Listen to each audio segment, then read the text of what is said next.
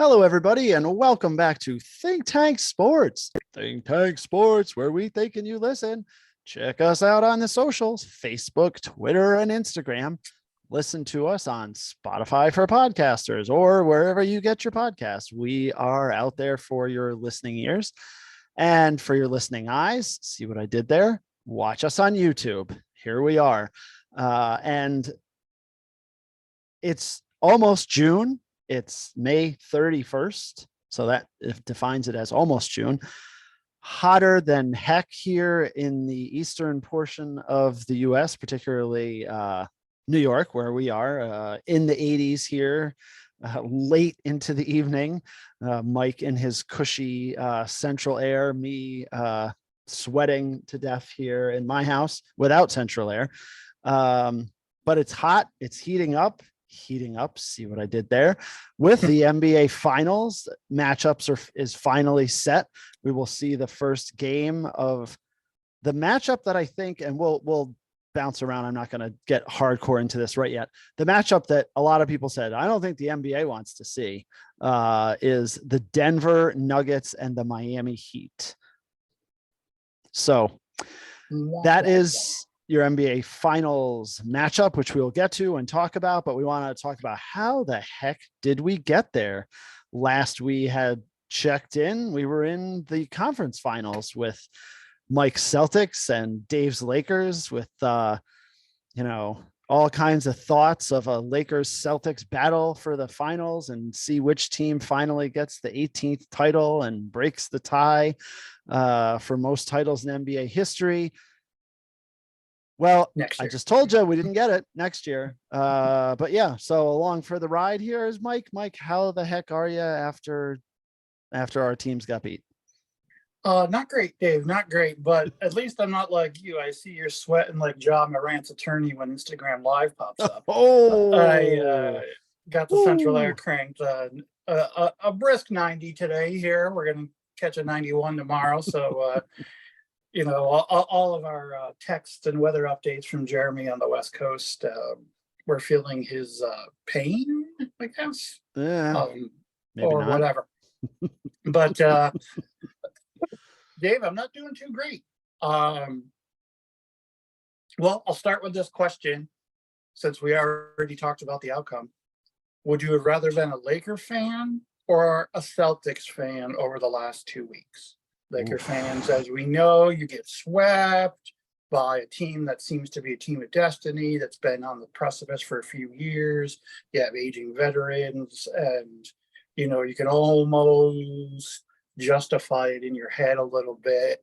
And the Celtics, as we know, go down 3-0. You go through the grieving process early and then they suck you back in, and you're reinvested by the second half of game 5.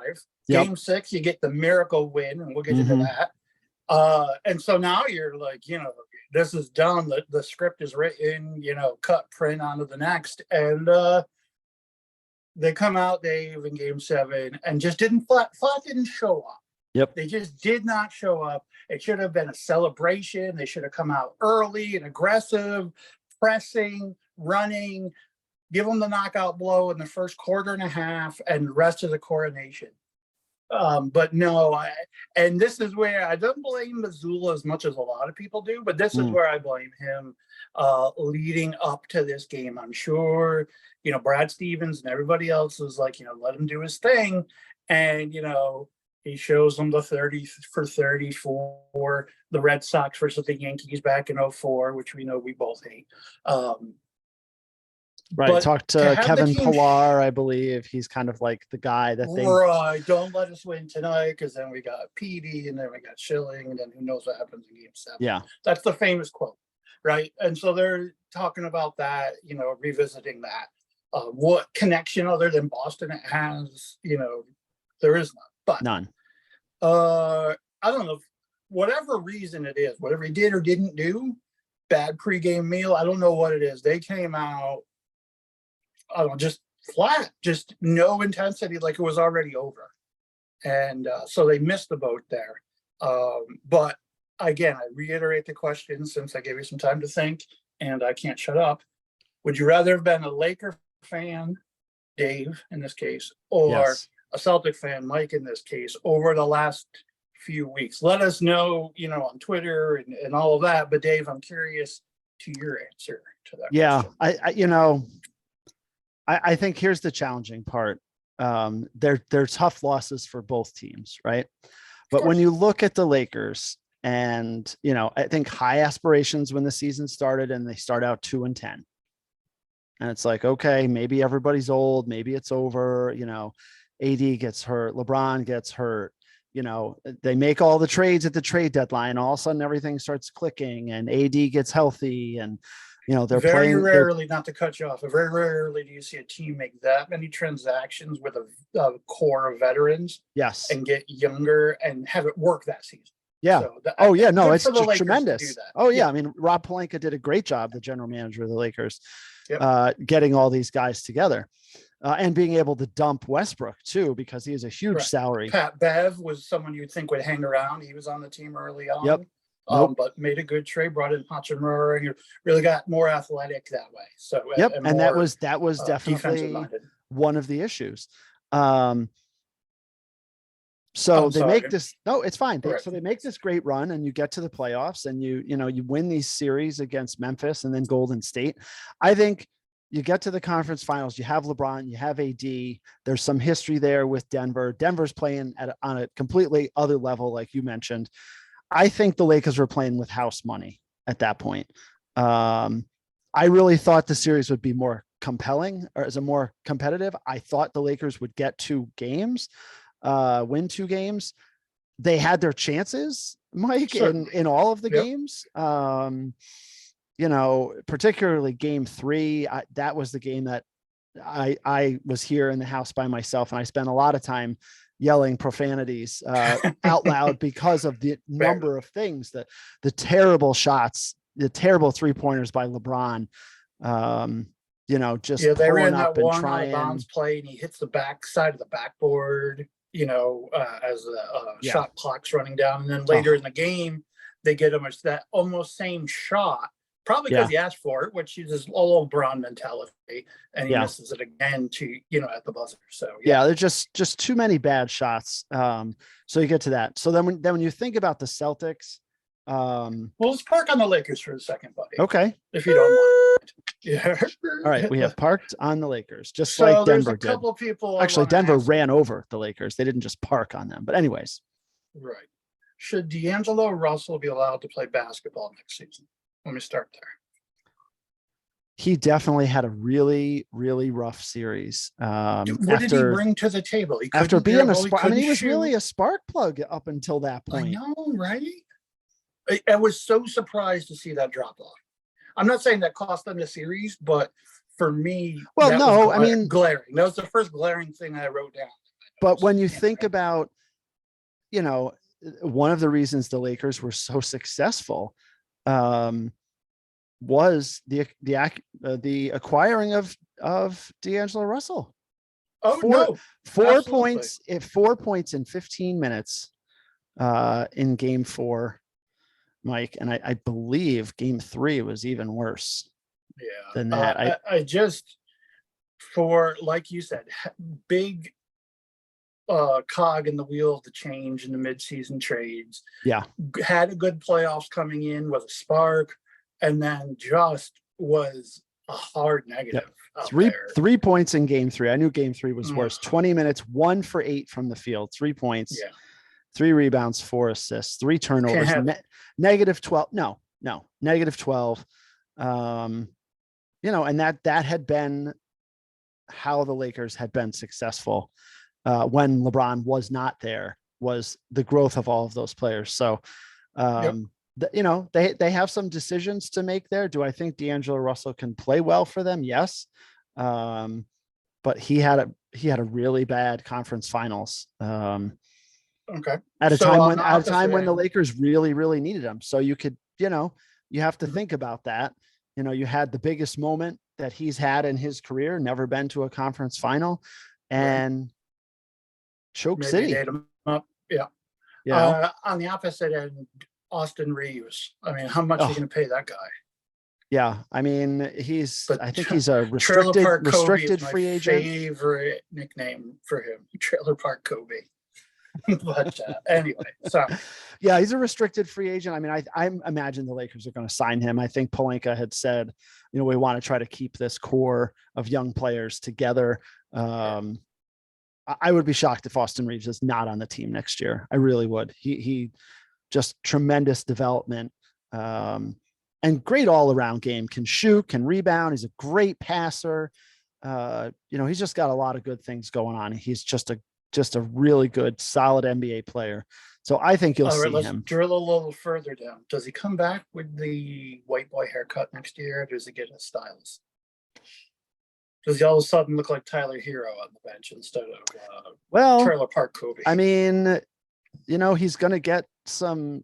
He probably hasn't had any yet, but sponsorship offers. But I would imagine he's going to get some of those, particularly being out in LA. That could mean a changed look. You could see a different do on Reeves. And I'm not saying that's negative. I'm just saying you're having a transformation all season for him, and that's great for him. Good for him. Yeah. It's a good story. It's a good story for the NBA. How much credence do you put in your boy LeBron saying he's going to take some time to contemplate retirement? I mean, we all know his whole goal in life has been to play with Bronny. Right, which means he has to play 2 more years. But Dave, I heard this somewhere else and I really liked it. Why wouldn't he retire, take a year off, go to every USC game that Bronny plays in, or that Bronny is suited up for? I'm not convinced he's going to at least start, but anyway. And then he can choose to come back the following season with Bronny to whatever team drafts him, and he cleans up the financial and contractual portion of that. But I believe he's got it set up so he'll be fine anyway. Yeah, I think the body rejuvenates. Yeah, I mean, it's a fair point. I think, and I've been thinking about this a fair amount. How the heck does LeBron get to the point where he can play with Bronny?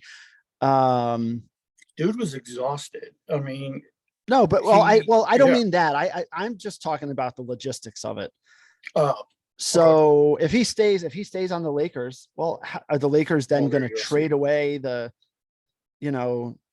kitchen, everything in the kitchen sink to get Bronny to play with LeBron for 1 year? That seems foolish. Oh no, you're going to see LeBron in a or Wizards is LeBron going to Orlando go Magic wherever uniform. his son goes? Yeah. And so then he's really only playing this next year with the Lakers. So it's like kind of his retirement tour. So I'm not surprised he's taken time to think about it. I just think, I mean, it's unprecedented, I guess, which is why it's hard to, I guess, fathom. But I just think the logistical stuff is a real nightmare. Yeah, I agree. And what's worse, I guess we'll talk about this in other podcasts probably as well. Who says Bronny's going to get drafted? First of all, there's that piece too. Probably not going to start at USC. So could he be someone off the bench who, gets in foul trouble a lot and fumbles the ball and doesn't play a lot? And now you got to decide, is he going to come out, for the draft, just because this has been the plan since literally you've been, conceived probably. Yep. All those things will be answered in time, and it'll be a drama to be played out for sure. But the now is when you really, as a Lakers organization and fan, have to look at everything through that lens going forward. Yep. You've enjoyed LeBron. You've got, and I think, satisfactory output for him at this point in his career. And you're just gonna have to accept that and go from there, I think. But we'll see. Yeah. Real quick before we get to Celtics, does these Finals 4 legitimize the bubble championship for the Lakers? Same 4 teams. Obviously going to be a different outcome. Not that long ago. So everyone, these teams since the bubble have been competitive, except for the Heat beginning of half of this season and most of last season, I guess. But Well, and so the Lakers does didn't make the playoffs last year. I mean, they were last year, terrible. that's true too. Yeah. So do these four teams legitimize the Lakers bubble championship? I don't know. I mean, I think the bubble championships, just in general, they're all difficult. You know, that in all of the sports they were played They'll in all have an asterisk. different environments and whatnot. I look, though, we watched those bubble games. There was some very good basketball. I mean, the Lakers had to, Denver gave them every fight. They couldn't handle Jamal Murray, and we were, I know as a And if you Lakers listen fan, to I was really worried going into the next year that Denver was going to take over. And then Jamal Murray's been hurt for the last 2 years. right, you listen to the Denver higher ups, they'll tell you when they left that bubble as an organization, they were high as a kite because of how the young players performed, and the leap that Murray made. Yep. Jokic is, still hasn't he's probably now reached his full potential. I can't imagine he has more than he's already has. Yeah, probably not. I mean, it's just which is a great continuation of what he's doing. So they have an established superstar, and now they have the young pieces around him.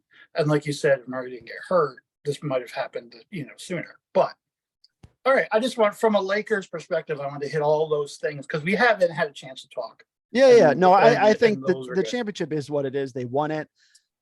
That was hard. They had to play those games. They had to win those games. What are you going to say?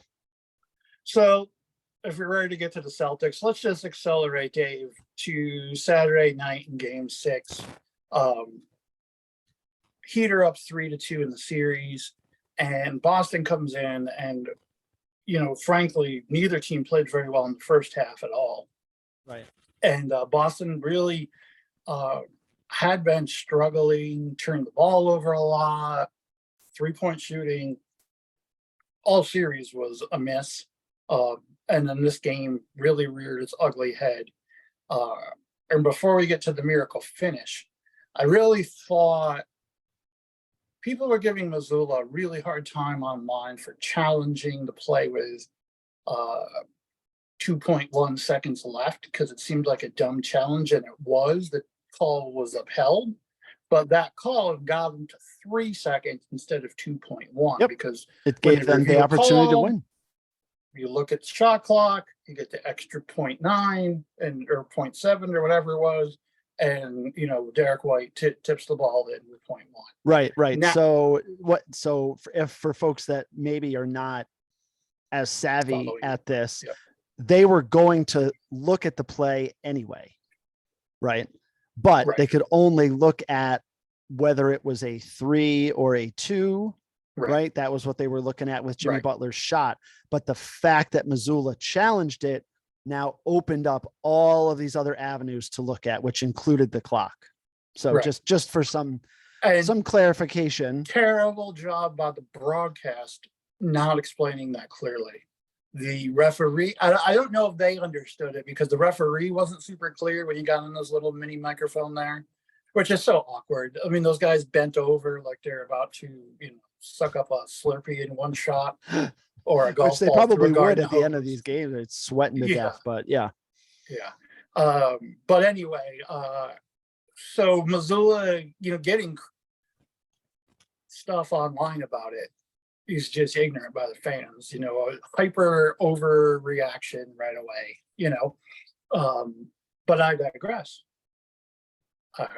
Terrible shot they get off, but pure hustle. No, the Heat player, I think actually it was Jimmy Butler. At least he ended up at the end of the play trying to block White's shot, but somebody didn't box him out. Whoever it was, probably not Butler, because White came from the perimeter, and Butler was underneath. And then White just makes an all-time historic play for the Boston Celtics that could have lived in infamy if Game 7 didn't happen. Yep. I mean, it'll still be a popular play, but when you don't capitalize. When you look at in the history of the NBA, I heard this the other day, in the history of the NBA, players who have hit a game-winning shot in an elimination game at like basically at the buzzer. Right. 2 players all time, Michael Jordan, Kawhi. Derek White. That's it. I mean, Super Kawhi short hit that list. famous shot in the corner to beat Philly Mm, when he was in Toronto to end the mm, series. Right. So it must be a time uh, frame thing, because I had this stat earlier in the season yeah, where somebody again, had a buzzer beater. Oh, it was in college. There was buzzer beater, very few buzzer beaters, but then it was like, if you count a buzzer beater, 1.5 seconds or less or something. yeah, I don't know exactly the time, just what I had heard. Okay. But no, you're right. I mean, Super rare. The Either way. Kawhi one fits there. So even if you do that, Yeah. it's Kawhi, it's Jordan, and it's Derek White. But what you don't remember, so while we're talking about the Kawhi game, Joel Embiid made a tremendous basket and foul shot to tie that or put them up 1 ahead. Yeah. Yeah. So Philly, that could have been Embiid's big moment.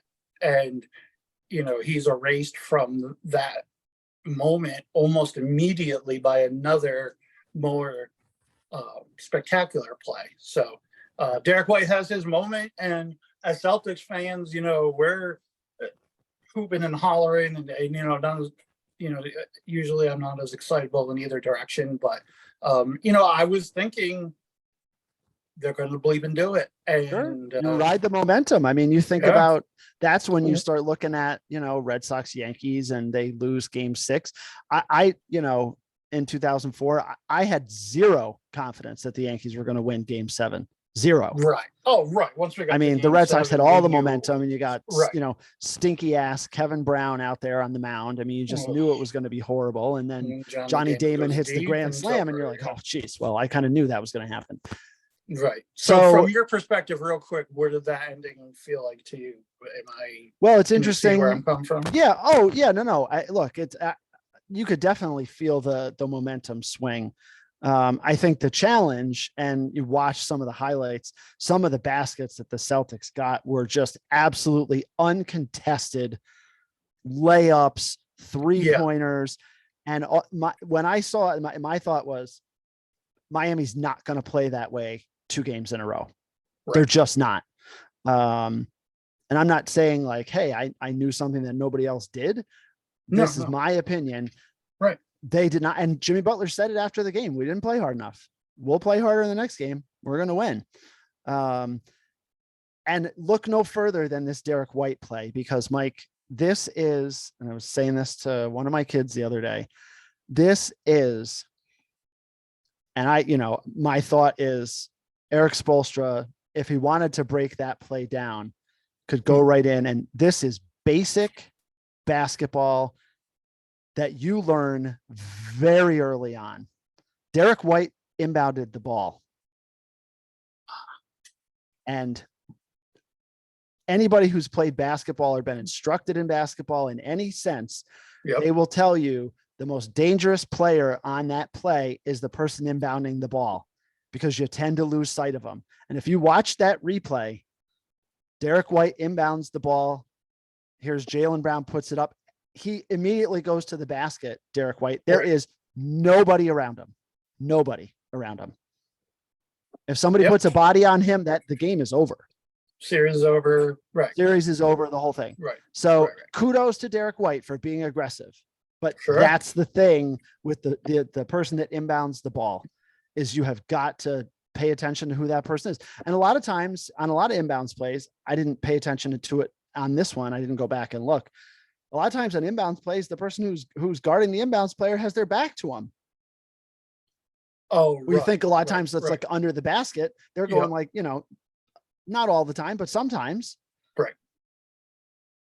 So no, very frustrating as a Heat, from a Heat perspective, I'm sure is to get huge breakdown defensively, huge with bad effort. And then to have that manifest even worse in the last few seconds, I'm not surprised Jimmy Butler said that. And he was right, because they came out, Dave, on Monday, and it did make for a nice little Memorial Day weekend as far as having those games on. Jaylen Brown forgot how to dribble.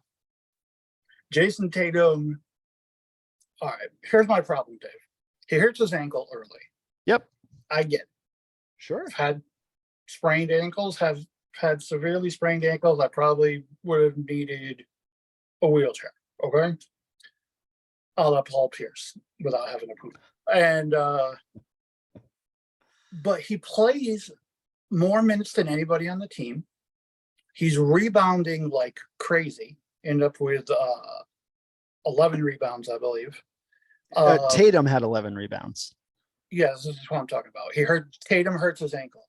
Oh, yeah. Yes. Early. Yes. Yep. Jaylen Brown just forgot how to play basketball. He just got in his own head. Good Eight guy. for 23, 1 for 9 on threes. He just couldn't, like you said, just 5 fouls, 8 turnovers for Jaylen Brown. Yeah. Ugly. Yeah. Ugly. But Tatum is the superstar. He's the alpha. Okay. If you're going to be out there, you're jumping around, getting rebounds, blocking shots, playing defense, but we need you to score. You have to be our alpha scorer. Yep. So you can't use the ankle as an excuse if he was playing the most minutes and doing the most things and yet wasn't scoring. I don't know what was wrong, but it was bad. His shot looked terrible, like he lost total confidence. I don't know. I know Brown's taking the brunt of the criticism, and that's probably right, but Tatum's getting left off the hook, in my opinion, in a big way. Yeah. Oh, no, I completely agree. Tatum has had, the highest of highs and the lowest of lows in this, in the playoffs. He had 50 points in a game 7. Right. Broke the record that Jimmy Butler had just set the week before, or right. Steph Curry had just set the week before. Oh, right. Yeah, no, Tatum deserves as much, if not more, to blame. He is the alpha. Only took 13 shots. Mm-hmm. 5 of 13, 14 points, the 11 rebounds you mentioned. Yeah, he's got to be the big time scorer. It's a head scratcher when you're in this, do or die moment. You're at home, like you say. Boston should come out and go crazy. 15 points in the first quarter for the Celtics. 15. 84 in the game, had not scored less than 90 all season. And then the game 7 of the conference finals. At home. Also terrible at home. Lost all 3 home games to the Heat. Yep. Lost 3 games. 6 home losses getting to a conference finals. I mean, they just could not get it. On the flip side, the road record has been great over the last 2 years. They're, record setting as far as the number of road wins in the last 2 postseasons, but can't get it done at home. No, and Atlanta strung them out, Philly strung them out, and when you don't put those people away early, and then you add, not playing well at home is just a recipe for disaster, dude. Really is. So I've asked myself the last couple of days, what are the Celtics going to do? Do you move on from Tatum and Brown? Ultimately, I say no. You don't want to be without superstars, even though they might not be the upper echelon superstars. Now it's, they're the ones that haven't won the big game. They're going to have that reputation until they do, unless they don't. But you don't want to be in the middle, the Indiana Pacers of the league. You don't want to be the Utah Jazz, who are perennially pretty good, but never really challenged for anything. And I'm afraid if they traded those guys away, as much as they would sell, if they're getting equal value, you just won't. The upper echelon players in the league are very rare, and so you have to hold on to them. Now, if you want to sell me moving away from Jaylen Brown, potentially. And he's the one they need to make some decisions about this year.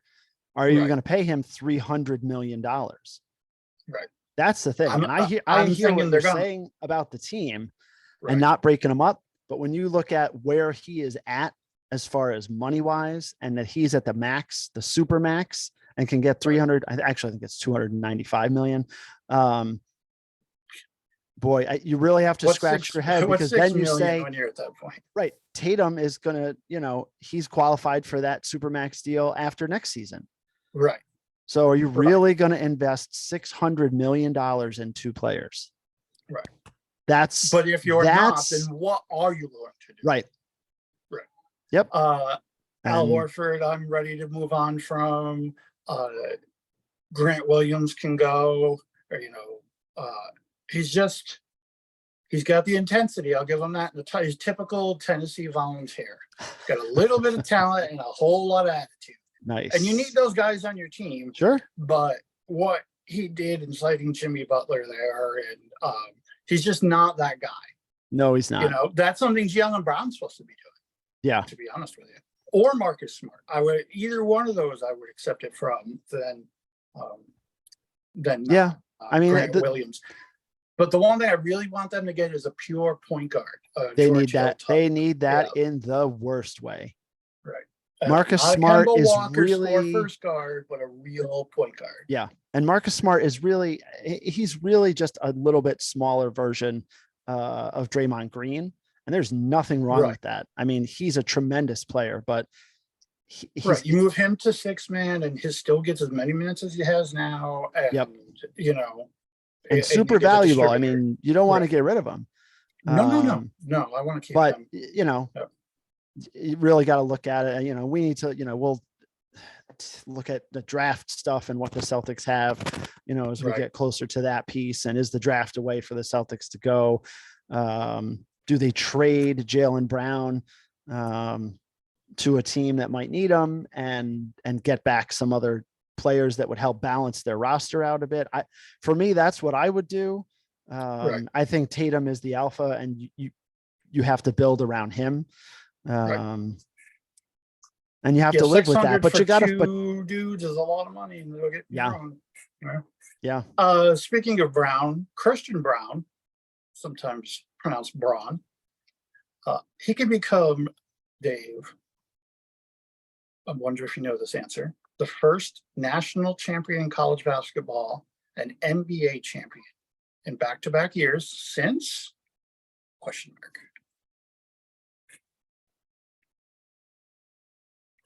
The silence you hear, folks, is Dave's thinking. The smoke his family smells. It's coming from his brain. Thinking North Carolina. I'm thinking Villanova. But I don't think players from either of those teams did that. Would I help you if I say it's not in this century? Oh.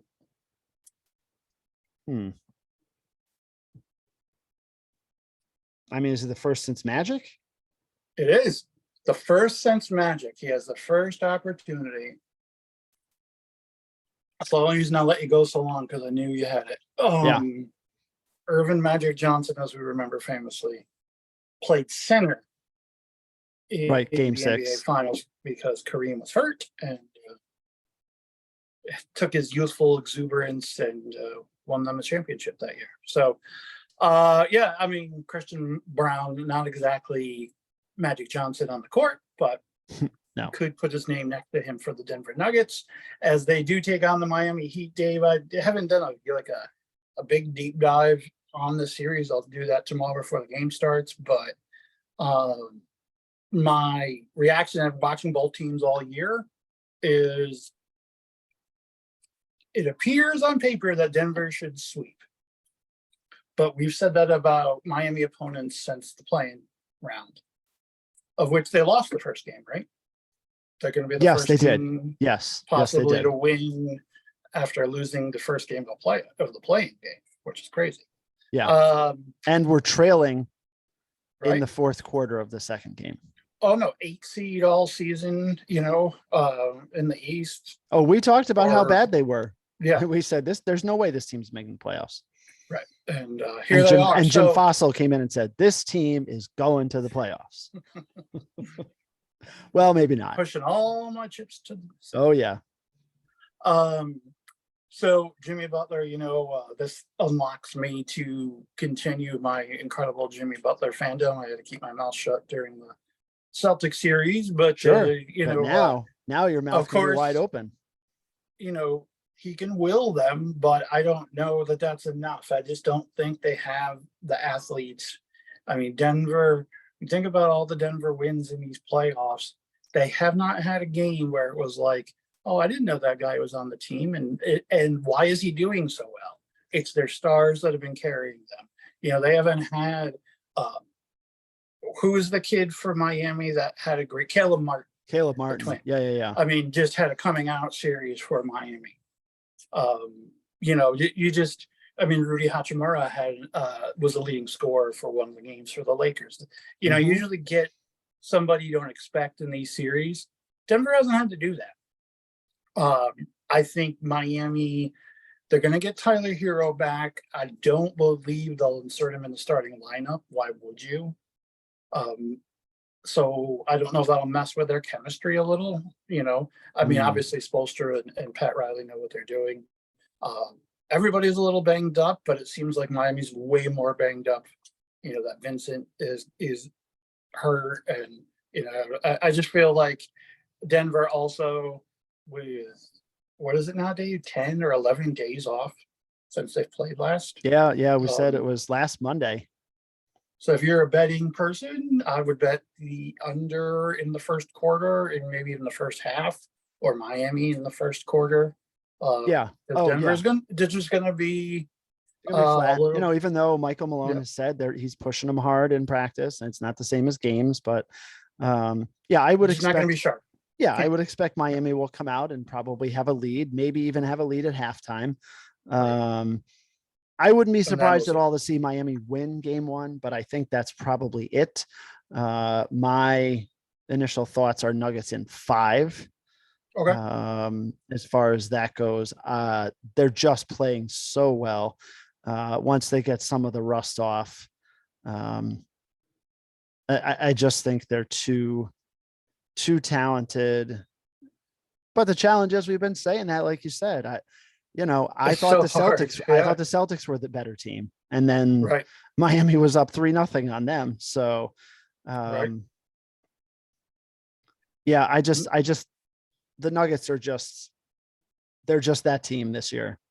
It's Yeah, it just seems like it's a team of destiny, and you know, no matter what or who the East put up, I feel like the Nuggets were going to run through them, and that's before, you know, my Celtics were eliminated. Yeah.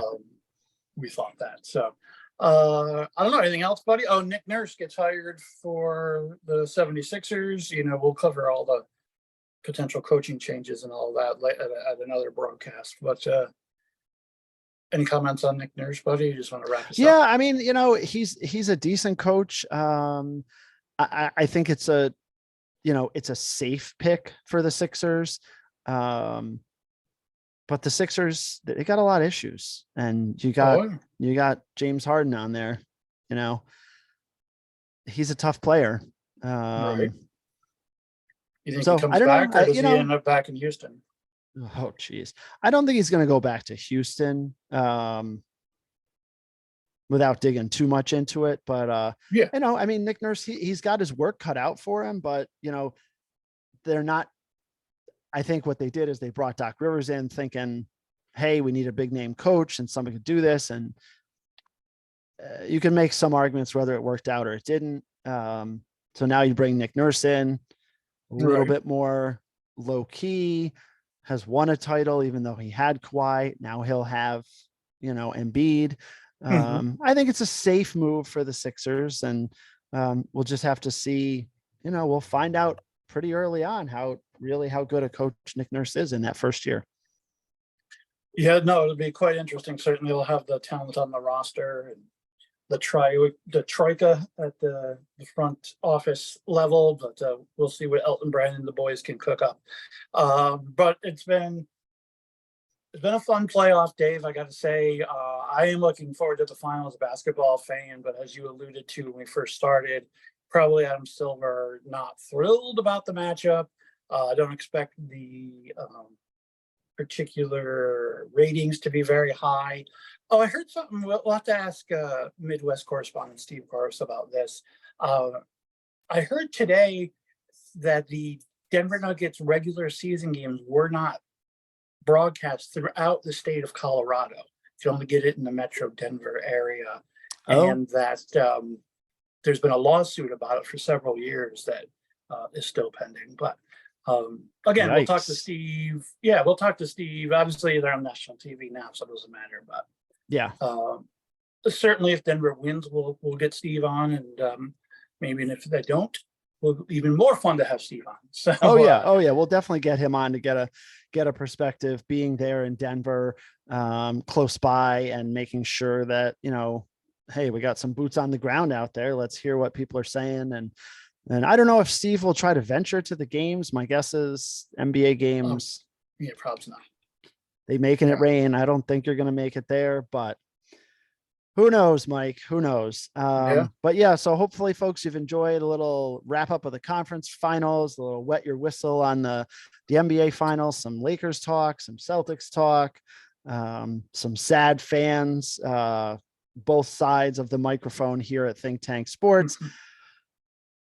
But we've been through heartache before. We'll get through it again, and we'll continue to follow our teams. We hope you continue to follow us here at Think Tank Sports on the socials, on your podcast delivery system, on YouTube. Please let us know how you think we're doing. We would love to have you let us know what you think about, would you rather be a Lakers fan or a Celtics fan after these conference finals? Let us know, hit us up on Twitter there with that.